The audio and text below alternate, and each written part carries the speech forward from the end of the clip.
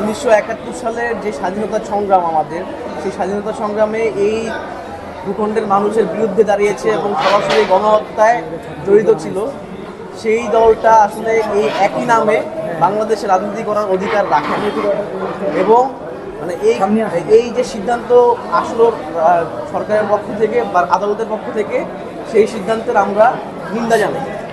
কারণ মানে এটা পৃথিবীতে কোথাও মানে নজির নাই।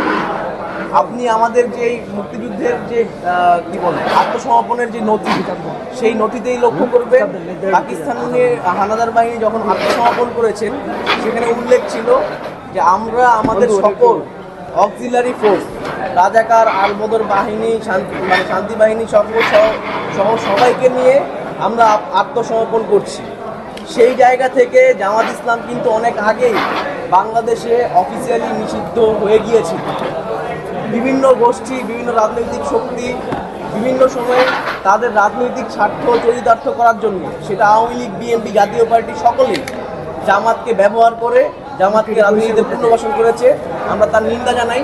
একটা গণহত্যাকারী দল, যেই দলটা বাংলাদেশের মানুষকে গণহত্যার সাথে জড়িত ছিল, সেই দলটা বাংলাদেশের রাজনীতি করার অধিকার রাখে না।